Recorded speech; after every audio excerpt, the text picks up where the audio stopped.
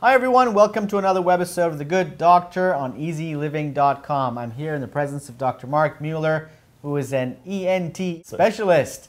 Today's topic of conversation is about sleep apnea. Now, I've done a 12-part webisode series on sleep apnea, and we've gone through the whole process. You were actually on one of the webisodes earlier on. And now that I've gone through and I've tried this, let's do a recap. What is sleep apnea? How do we get it? What are some of the effects? And what's the cure? Sleep apnea, if you translate it, it means that you're not breathing at night. So you stop breathing. That happens anyway to everybody when we have a dream and we just hold our breath. Also, anybody can hold the breath during the night.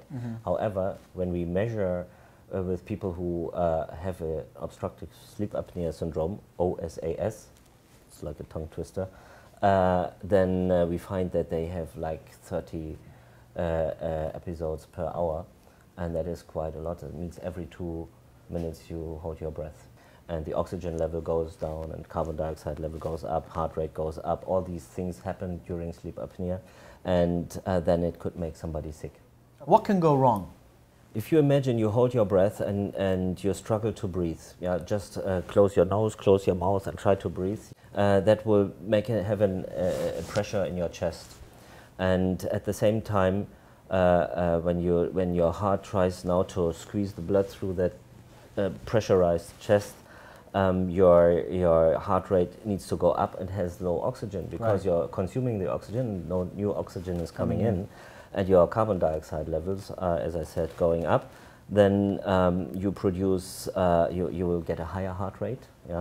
It goes very high to 160 or more.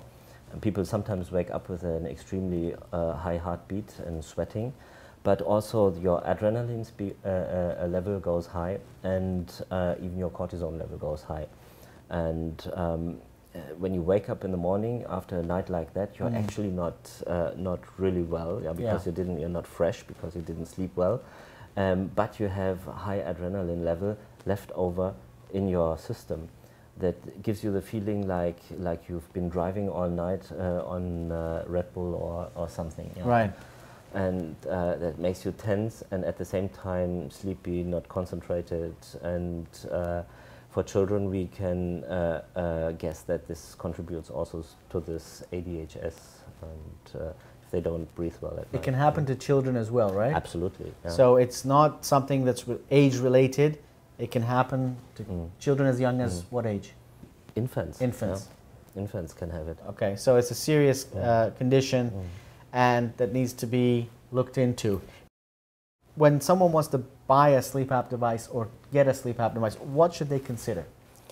Well, actually, this CPAP device means continuous positive airway pressure. And this one is with a full mask for nose and mouth. Yeah. And it depends, if you have a congested nose, then it's probably good for you to get the air also through the mouth. This machine does the following. If you imagine you would, actually, when we are breathing, we are sucking air in. By expanding the chest, we are creating a vacuum and suck the air in. And if you imagine a weak hose and you suck on it, it would collapse. Right. So how can you get something through? By blowing through it. Right. So if you blow, and that's what this compressor does, it blows the air in our system instead that we have to suck it in. Sure. So it artificially pushes air. Yes, artificially pushes the air through nose and mouth. This one I found was interesting because all it is you've got the water filter that you need to add in, and it's a push of a button, and then you can just control the humidity. Yes, and you actually, with this device, you can also control 2 levels of pressure. Yeah, and it is really it's pleasant to put that on. So for our viewers who want to know what the CPAP device sounds like, let's turn it on and see what happens. So you just push the button, as you said.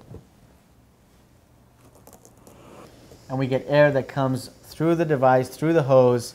It gets pushed into your mouth and nose, and you breathe normally.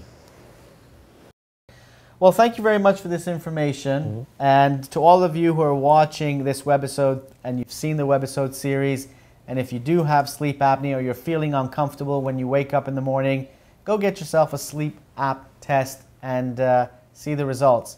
Thanks for watching The Good Doctor on eZeLiving.com, where you can find anything and everything lifestyle.